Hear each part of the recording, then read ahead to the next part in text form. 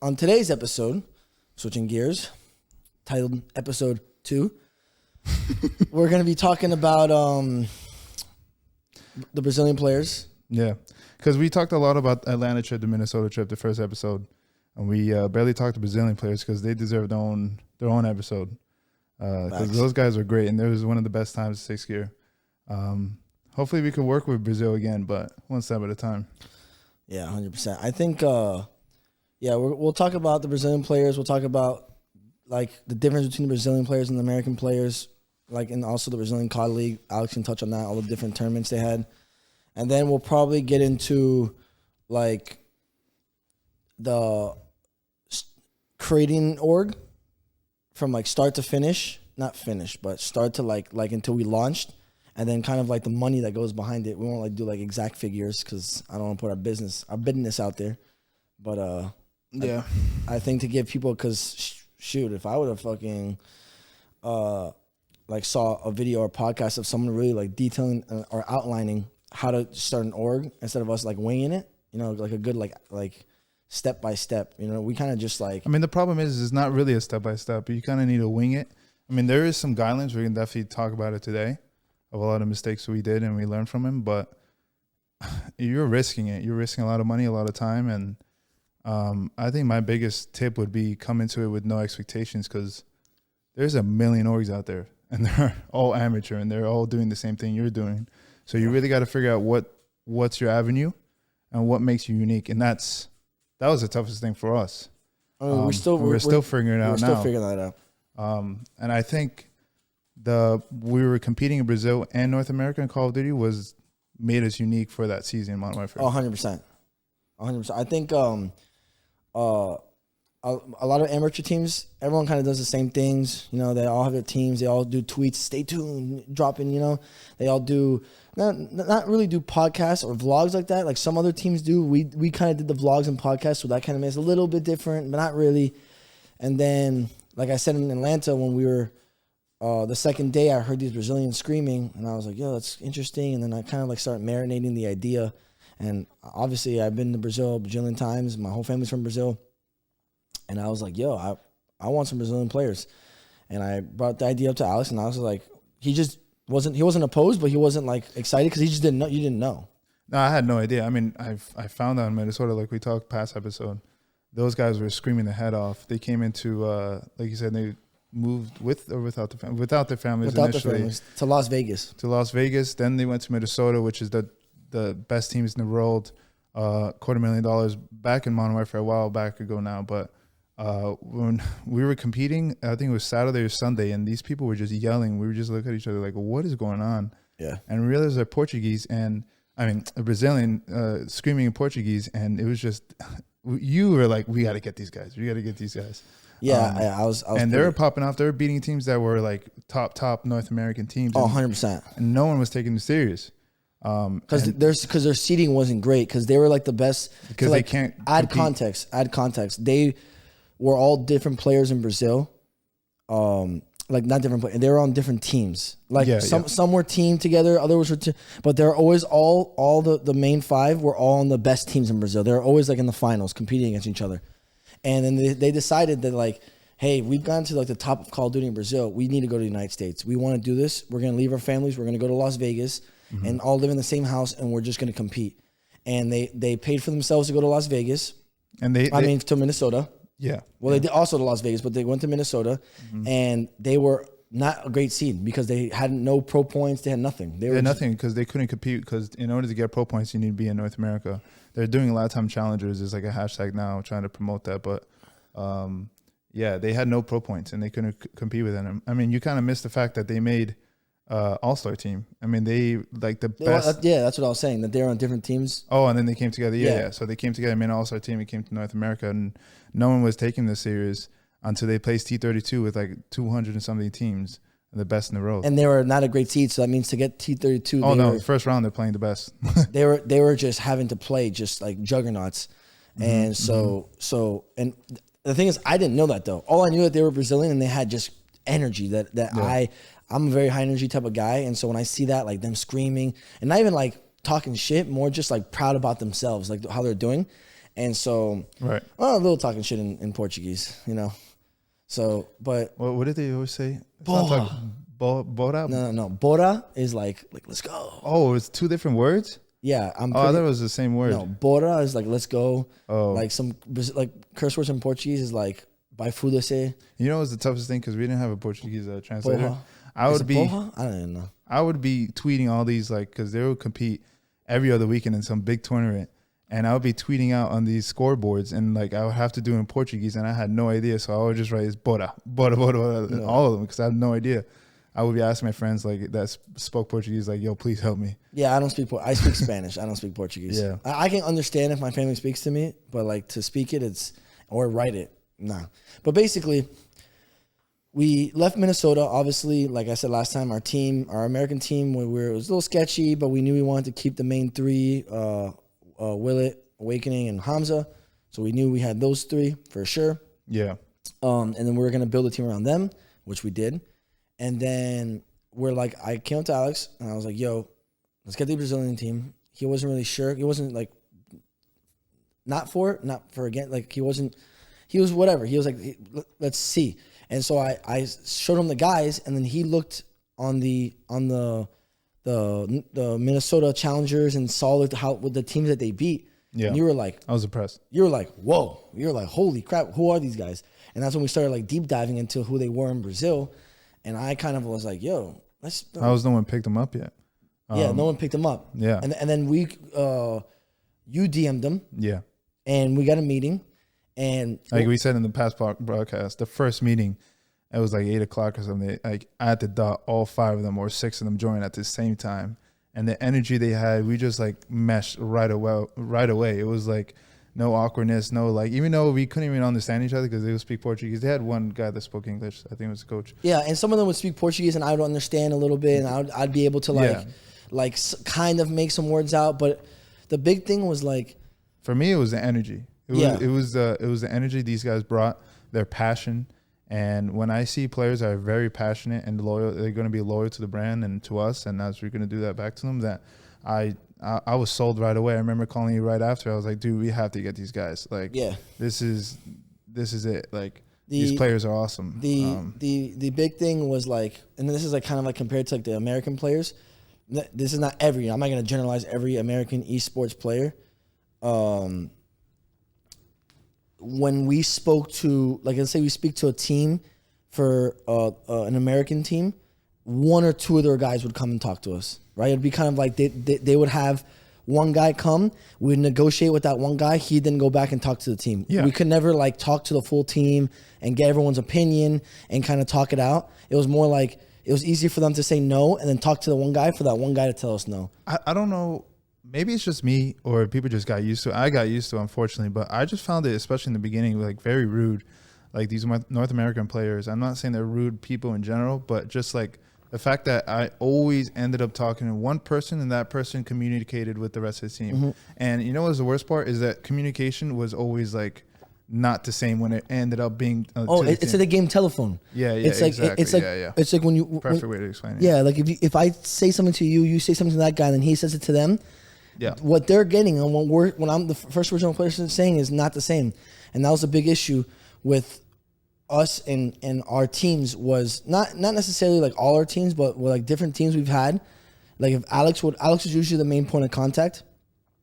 And me and Alex would communicate, right? We'd come up with something together. He would then communicate it to one of the players.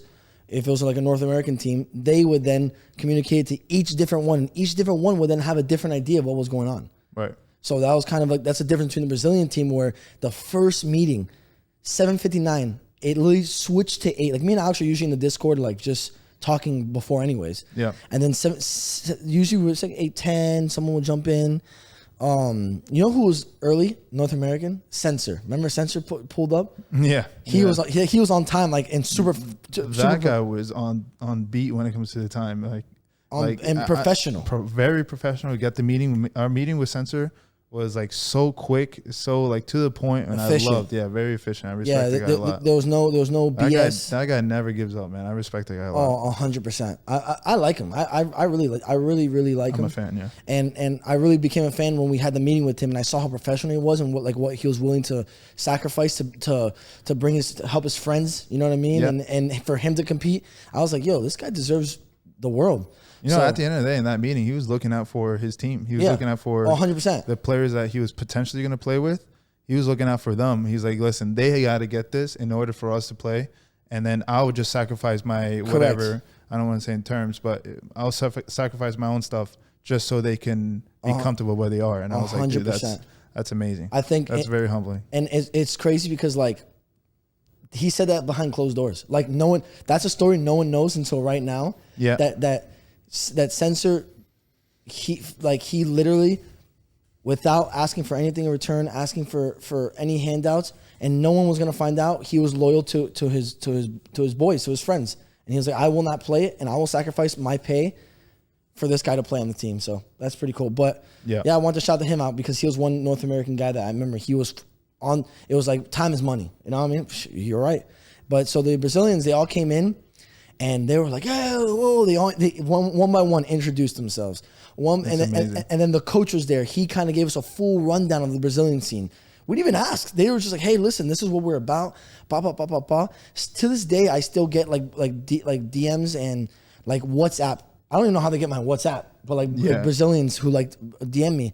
And even when they write messages, like it'll be in Portuguese, it is so like, this is my resume. Precise. This is all my accomplishments. This is everything. No, it's like well, first of all, I think I DM'd them, but I think I'm mixing some because a lot of Brazilian players like from other games that would DM us and like asking like, hey, can I be a part of the organization or whatever. Usually, like someone from North America would be like, yo, can I try or like, try out? Like what's good? Like you have a spot.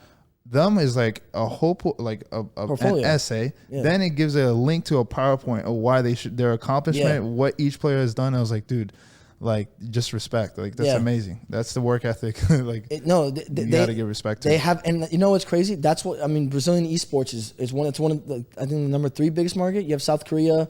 Yeah, South Korea, North America, and Brazil. Brazil, but Brazil, the thing is, it's only big in PC gaming, not really console. I mean, most of it is.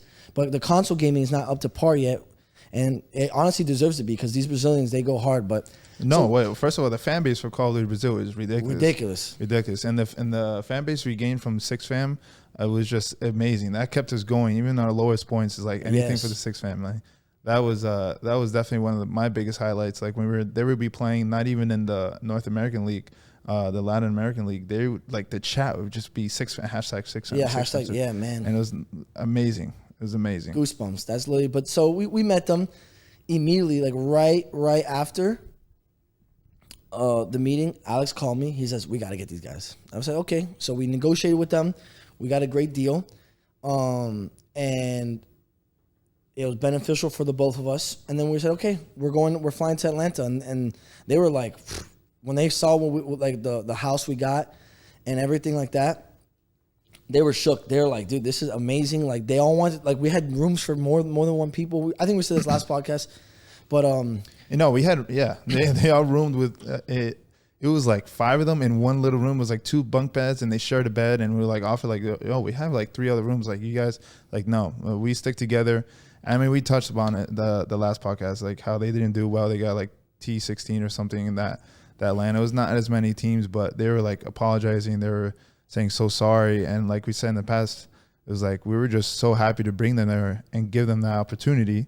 And just having their company around just lifted the spirits of everyone. 100%. Their energy and just their motivation and passion towards Call of Duty was just contagious. It was like, no, I couldn't have said it better, honestly. Yeah. It was like it was like a little kid who was just like, I'm telling you, like we said in the it rubbed off on our North American players. Oh, 100%. You'd see Hamza, Jintroid, all these guys, and we brought our consoles, like I said last time, for them to play, and they'd be teaching each other, and you can see the love. Like, like they had just finished playing hours of Call of Duty competitively, and they had every right to come home and just knock out, or come home and just watch TV or be on their phone, and then they would all get together, and the Brazilian guys would be like, hey, please help us. What can we do better? What can we do? And they were just so eager to learn. No ego, right? None. They could have said, hey, we're the best Brazilian team. Yeah, and we're the best Brazilian team. Which they were. Which is pretty cool. They were literally the best Call of Duty players, not even Brazil, Latin American. South America. Yeah. And they could keep saying Latin America, yeah. Yeah. they Wait, it is Latin. Wait, cut it. It is Latin America, right? Yes. All right, I'll cut that out. Absolutely do not cut that out. Alex needs geography lessons. Jeez, yeah, we're not cutting that. Fuck it. So Expose my ass. Expose his ass. So but Tom, how do I forget that? Jesus. Yeah.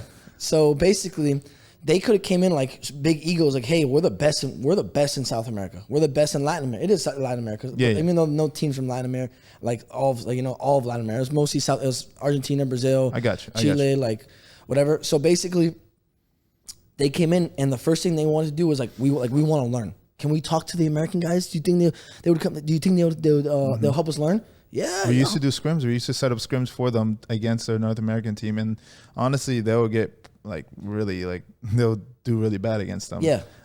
But it's literally, even after losing all the maps in the scrimmage, they'll DM me and the players saying, "Thank you for the opportunity. We learned a lot. We're going to continue to get better." Facts. And it's amazing. And then Hamza would stream the scrimmage against both of them, and he would have his all-time viewership. He gets in 20, 30, and depends on what he's playing. But when he was playing against the Brazilian players, it was over 100, 150, 200. Just looking at this, not even anything on the line. It's just scrimmage against 6th gear Brazil and 6th gear NA. Yeah, it helped the boys, the American boys, because the Brazilian fans would then watch the North American team. Yes. And they had their back. It was a very cool experience. We were blessed to have that, to have both teams. And the future was so bright. Unfortunately, the rest of the world, COVID hit, and they had to go back to Brazil because our plan was to continue to go events and continue. Maybe you could touch up on this, is to create that storyline. And we really wanted to make a story of how they came here from North America and they're part of 6th gear and they were able to succeed. Oh, still I'd want to do that. Oh, 100%. If you guys are watching this, 100%, oh, we got to bring them on the podcast. I love those guys. To me, it was not only were they just individually phenomenal people, but they had phenomenal stories, and they just all had great hearts, and you don't want anything else but to see them win in life, not even in Call of Duty. And so it's when I see them with COVID, and they go back to Brazil, and Brazil did not do well with COVID. It's tough, and we had to drop them, and it was kind of a bad how it ended wasn't how me and Alex wanted it to end. Right. We'll get there because I kind of really want to speak up on that because that's not how I want it to end. But it kind of first let's discuss when it was only online, because there was a big chapter of them only playing online, and they were reigning champs 3-4 times in the league for South America. Yeah. So basically, after Atlanta, there was only one more in-person event, which was LA. We didn't go. That was the one we knew we weren't going to go to because financially it just wasn't. It wasn't one of the big ones. It wasn't fiscally viable. It was the local events. It wasn't fiscally viable for 6th gear to go out there, because it was just one of the local events. Flights to LA are just stupid expensive. No matter where you're coming from. For no reason. So it was kind of okay, we'll do that one online, whatever, or we'll skip that one because we didn't have to technically go to that one. And then right after that, it was okay, COVID hit. And so both teams kind of played online, our other team played online, and then the Brazilians had to go back to Brazil. And they can't obviously compete in America, so they started competing again in the Brazilian league. But instead of them going back to the team, we told them, hey, we'll keep you guys on 6th gear, and we'll have you guys compete in the Brazilian league for us. And they were 1,000%, because at this point we were both loyal to each other. We don't want to let them go, and they don't want to leave us because I loved them. You know what I mean? And I feel like they loved us back. And Alex can touch. I don't really know the ins and out of the Latin league. Yeah. So the Latin American league, it consisted of do you remember what it was called? Because I've been trying to remember the name. Do you remember the name at all? I can probably find it on Twitter real quick. Yeah. Look for it on Twitter. But those guys literally won, I would say, 3 in a row. But it was really, really structured. It was a great league. They had a season, they had playoffs, and bro, my heart would be racing, and even our North American players would watch it. Arena On. There it is, Arena On. Who was the cast at Wolf? Yes, bro, that guy was a Wolf goated. FPS, right? Yes. I think it was that. Bro, he would make me nervous, bro. 5'5", he was like screaming in the mic. I'm like, oh my god. Oh no, it was you Wolves. Yes, that guy. Shout out that guy. That guy was amazing caster. Anyways, so yeah, you remember that one tournament where it was like map count was like one, like they were down 0-2 or 0-3 and best out of 7 or some best out of 5. They came all the way back to 5-5 last. And we have clips on our Instagram. I'll like probably link it or something. These guys, every time they won, it was like they'll be screaming their heart out and cursing and talking shit on in Portuguese. It was the funniest clips in the world and just made every win just even that more. No, like it didn't even matter if it was the first round. It sounded like the Brazilian national team just scored just scored a goal in the World Cup finals. You know what I mean? Like that's what it sound. That was the energy they brought. Yeah. And we were winning like everything. I felt like every time, like every other day, not every other day, but like every other week, you were like, "Yo, we're in the finals." I was like, "Damn, again? Shit!" Like we just won the last finals because they were short seasons. So, and we were always in the finals. It was us against man, I don't remember any names. There was always one team that was always against in the finals. And they had a really strong fan base, and then we had 6 of them. Yes. And the Twitch chat would just go off, and it was hilarious just to watch it. Oh, and next team. Yes, next. Bro. Next was a big one, and then the other one was the for Life 4 team, the F. Oh, but the Argentina team. Yes, those guys were good. Yeah, that was the top 3 always. But 6 gear always ended up and even if like ball's not on our court and we're just down for some reason, at least just gets the sniper and just pops off. Facts. And clutches around momentum, and then they win the game, and then they win the whole series, and they just scream, and it's just amazing, man. I miss those. And I really want to do Brazil again, and I don't know how. I mean, I know we said one step at a time, but which we are going to do. We're going to do Call of Duty North American, and we're going to do Halo and see where it takes us. But if you do Brazil, I just don't know how it's working now. I gotta like do research and actually like ask these guys what's the plan. Like, I mean, I think LAN is coming back for Vanguard, and I don't know how the Brazil COVID situation is working. Do you know if they can come here or no? I'm pretty sure well, first and foremost, I think all the players are vaccinated. So I think so. I think I have zero clue. So if they are, then I think they're fine to come. But it's, do they want to come? You know, we have no idea where they are in their lives right now. Yeah. But I would love to talk to them. Well, actually, I think the team separated. It like split in half in Cold War or something like that. Yeah, because remember, it was, instead of 5 people, it was 4. And then yes. Jay Huss left. Yes. Jay Huss went to the 4 Life team. Yeah. So instead of 5 people, it was 4, and they were kind of like a unit of 5, and so like it kind of got like, you know, they split. But I would love to just talk to them and see where they're at. And yeah. You want to touch on how it ended? Well, they were it ended for basically everyone. It wasn't just towards them, and I think we handled it wrong. We did. And I'll be victim to it. I think we did. We decided to pull the plug 6 gear very abruptly because we felt like it was the best decision at the time. And the timing was so bad because they were already registered into another league. They had like a new season every month. So, and we didn't know that. And supposedly they had to like pay the way out of it. And it was like there was a whole thing, and we just didn't know. So we communicated to them saying, hey, we're just dropping everyone before we make this video. I want to communicate to you that we're not going to continue competing at all. And it's not because of you. We love you guys, and we hope we can work together soon. I mean, whenever we come back. And it was for everyone. It was for North American. It was from our Rainbow Six. It was for everyone. Travels from Siege. It was very, very tough because I didn't want to see them leave. But it wasn't fair on them, and I felt really bad. And it just didn't really represent us as good org owners. And it was a mistake on our end. And if you guys are listening, I sincerely apologize if we put you in a really, really bad position.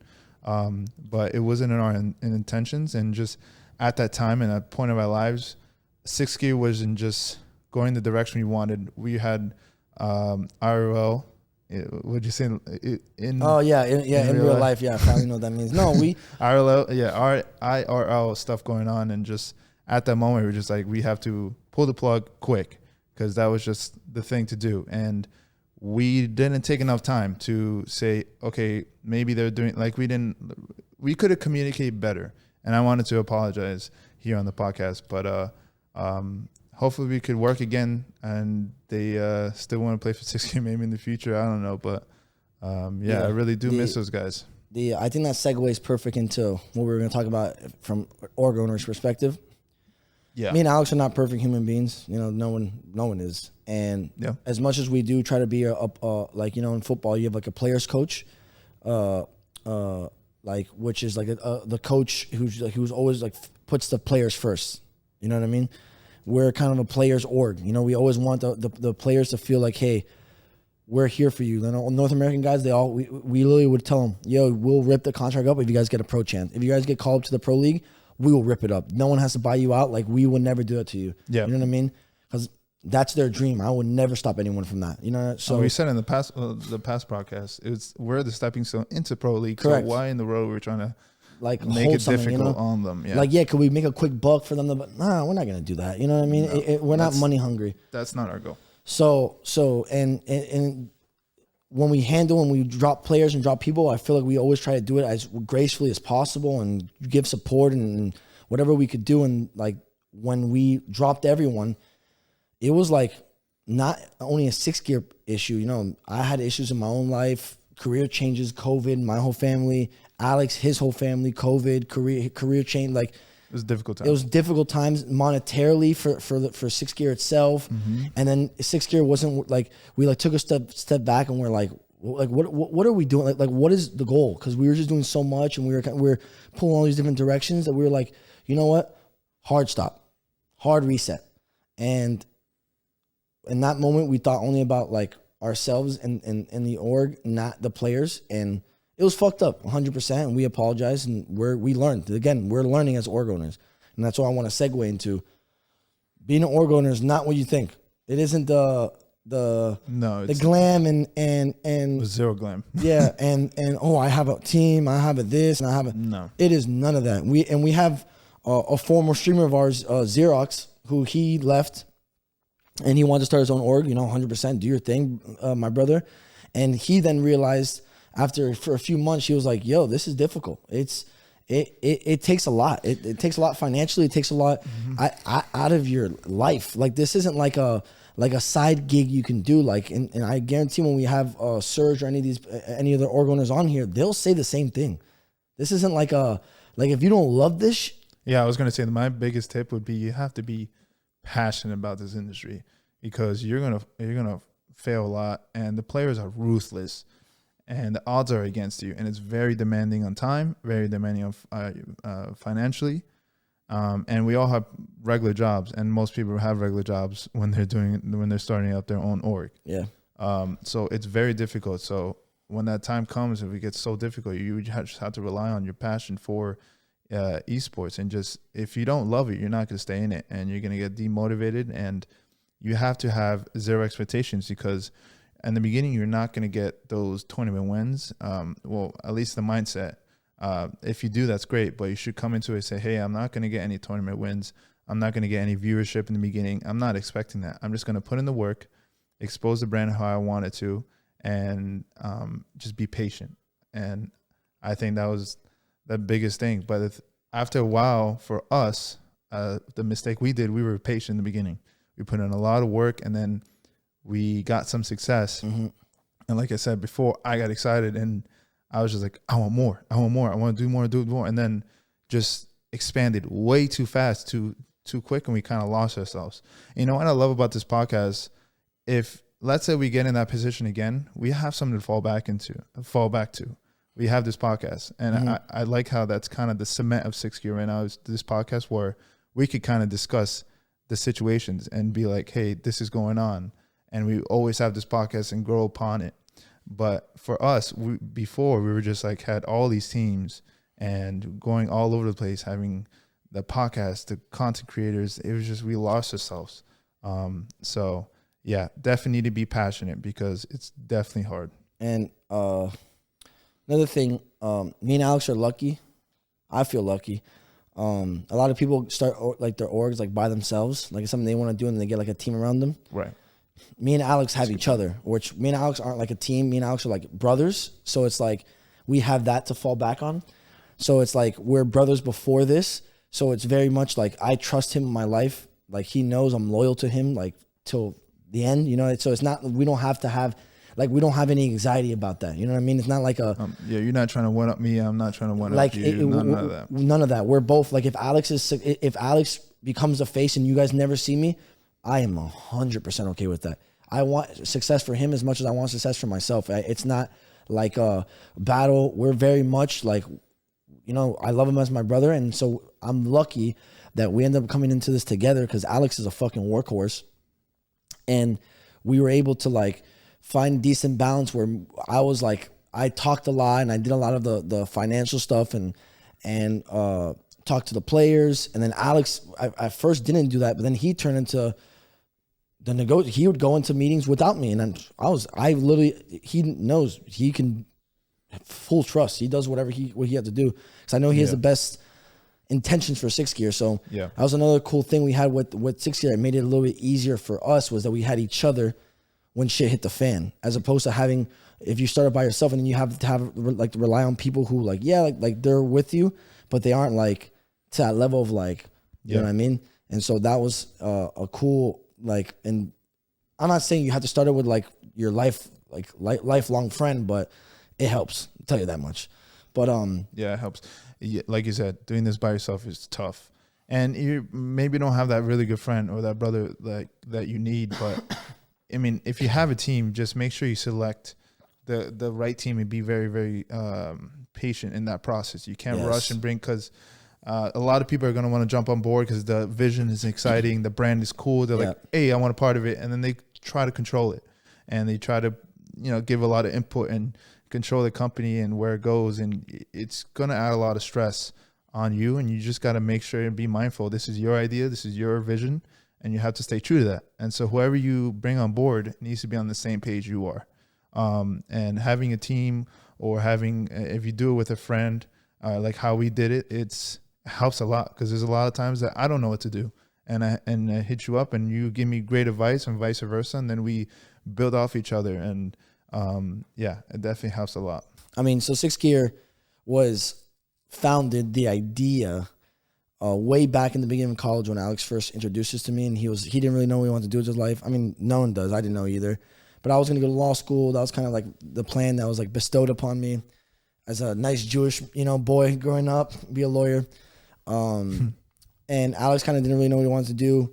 And I remember we used to walk our dogs like in a lake, like around the lake. Plaza, UCF. Yeah.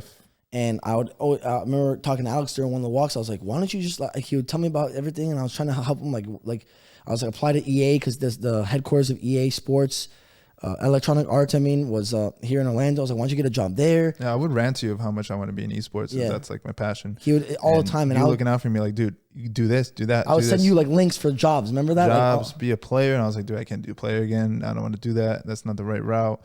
The jobs you sent me, I wasn't it, and then it just came. And I was like, hey, I have such a great group of friends, and I think we could make a great team. And I could use my knowledge in esports and like my business background in college, and and then use you as you love esports too, and then we could combine together, and it would make a great team. And I remember proposing that idea to you on the Apex lobby. But that was like, fast forward 2 years though. We had that conversation when we were walking the dogs, and I asked him. Oh, this was a long. Yeah, it was a long stretch. So I sent him all those jobs and whatever, and then I had said one. I'm like, Alex, why don't you start your own org? And you're like, yeah, like, that'd be a cool idea. Maybe when I have more money when I'm older, like you're like, it's a whatever idea, Can I be honest with you? The reason I said that is because I knew how hard it is. Yeah. And I wasn't ready for it. And I was saying every excuse in the book.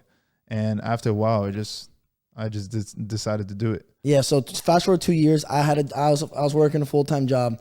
He was working a full-time job. Oh, that definitely, I don't know if they're watching it, but I didn't like that job, especially in that, and where I was located physically in that city. I was very unhappy, and my happiness would be playing Apex with you, and that was like my escape.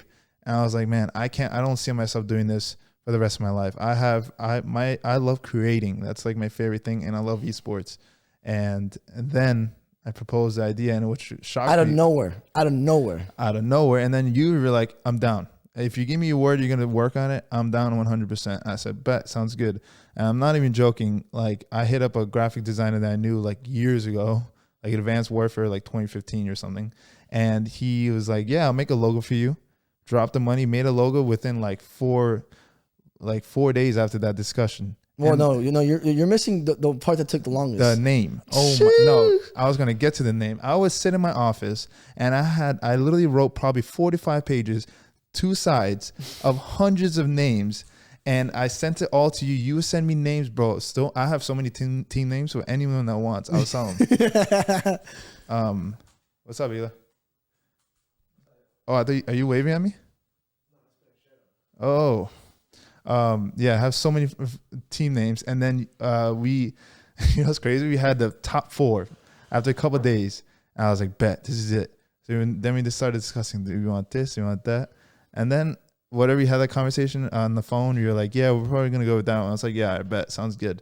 And I went downstairs to walk my dog, and I was like, I thought of the line that Hunty gave me of that most cars, the top gear is sixth gear. And I don't know why I thought of that. I mean, I was like in a creative mindset at that time. And I texted him, I was like, yo, what about 6th gear? You're like, that's it. I was like, bet. Yeah. I remember the moment I read the text, 6th gear, I was like, that's it. Like I felt it in my soul, bro. Living your full potential. And I was like, all right, sounds like a plan. Got the logo, and then got to work. But I had a question for you. What would you think would be the number one advice coming into like the first thing you would do if you're going to start this all over again of making another organization? Because the hardest thing for me is making that first step. Do you think the team name and the logo was the first step that people should do, or what they're That's a great question, because what a lot of people do is they get like, before they even have done any due diligence, looking at players, talking to another org owners, they get like all this stuff done, right? And they put like, that's already a lot of money. You know what I mean? It isn't like, like unless, especially if you don't have any background, and we didn't do just, like pay someone on Fiverr for a logo. Like, no, we got like a full workup. Like every like logo you can possibly go for, shirts, phones, websites, banners, social media headers, everything. Like we got like a full workup. We did all of that. We like patent, we LLC, like we did all that before even knowing anything, like before like talking to anyone. And so some advice I would give is, before doing that, and like kind of like, that isn't jumping the gun, because we were just so excited. We're like, yo, let's run it. Like, let's go. And I would definitely sit down and look to the teams that give you the most inspiration, like who you kind of like want to emulate. And I'm not talking about the FaZe Clan and 100 Thieves, because obviously not gonna be able to speak to those people, you know what I mean? Mm-hmm. But like, go into the amateur league and look at the COD teams or whatever esports you want to get into, and find the top 3 teams. I guarantee you DM one of the owners, or you keep tweeting at them, or you go on their stream and get in their chat, they will talk to you. I guarantee it. Yep. Like, if you're persistent. If you're persistent enough, enough. Yeah, it'll be tough. But they, like, I can't talk shit because I don't check like my DMs, but I know you do. My advice would be don't go for the main dogs in the organization, because they got a million people DMing them. But like the lower end people, the graphic designers or the people who are working the operations in the company, you could always ask for advice to them. Keep tweeting them, even if you want to work for them. Like, you got to be very persistent. But yeah, like you said, the first step for us was just making all those things: the logo, the name, the LLC, and then we were like, okay, what the hell are we gonna do now? Facts. And that's the amount of ideas that we came up with in the beginning was just, we were all over the place. I mean, which is good, because we were just in that brainstorming time. So it felt like when you started like you know when you start GTA, and like Yeah. you just started and like you can start your missions. You have all these side stories. You can. It's overwhelming. It's over how much stuff you can do. Yeah. That's what it felt like. It felt like we like just jumped in and we were like, holy crap, we can start this team, start that team, vlogs. We can do the podcast. We can do this. We can reach out to these sponsors. I was like, oh my goodness, where do we start? I was like shook. And then like, but the big thing is we knew, okay, we're 6th gear. We kind of have our thing, you know, where we're always in 6th gear. We're always like the going full speed. We knew we wanted to be in COD, and then we knew we wanted to do content. Okay, so we did that. Then we like kind of assembled a team. That was like our next little thing. Yeah. So making the game plan was definitely the next thing. The next little thing was making the game plan in terms of the team and in terms of money, right? Okay, so now you have to realize a lot of money goes into owning any type of team. And more money, better players. Correct. So if you could start an amateur team and you can have players who are not qualifying or T64, and yeah, it'll be very budget friendly. But if you want to be with the big dogs and you want to play with the best and you want to get top 8, be in that elite, you're going to have to drop money 100%. You're going to have to allocate that money. And you have to realize that it's not only money for the players. It's also, if it's land, it's all the transportation, their salary, for them to stay, all the food, right? And that's just bare necessities. We're not talking about all the Uber for here, this for that there. This person forgot his contact solution. Every tournament you pay the graphic designer for every scoreboard. Yeah. Oh, yeah. So the littlest thing to a tweet, everything costs money, and you have to put that in your budget. But I would say, like, even if, because my biggest thing coming into this is that I follow a lot of amateur orgs, and I feel like a lot of them go over quantity over quality. They kind of, their credentials kind of go low when they start competing, and they're not placing well at all. Like, they have these like really, really bad players. Like you're saying they'll have like a lot of teams, but like not a lot of good teams. They'll just be, they have a lot of team in almost every sport, but they're not. They're not good. Yeah. And I much rather like put our money, the money that we did have, put into one team and just really allocate that and just make sure we're in the top 8 elite, because we budgeted for that, rather than like go a bunch of teams and be like T64 for all these. And because I wanted our name to, like, I want to start off the rip top 8. That was like a thing. I want us to come from nowhere and go 100%. Correct. And which I think we did. But a lot of people don't have that luxury financially. So you definitely need to make a game plan. And the biggest thing after making the game plan is executing. Oh, yeah. Oh, which is the hardest. The hardest part. But so, yeah, first thing first, you know, what's your why? What's your why for starting this? Make sure that why is strong, because there are going to be times where that why is going to be tried. Oh, yeah. It's going to be, you're going to have the times where you're going to be like, holy shit, why am I doing this? And you better write it down somewhere. Yeah. And have it on. I wrote it down. And so have that. Then you have the name. Take your time, patience. It ain't going nowhere. The brand is going to last forever. So you have to make sure it's something like, I love it. Like I would never rebrand, and like when we did it, we just changed the color. You know what I mean? It wasn't like our logo, the name, like we love it. Like it. So focus on that. Then when you do that, then it's starting to, okay, I would then go for advice, try to figure out what other people did, what worked, what didn't work, right? Look, this podcast is going to be out, right? Mm-hmm.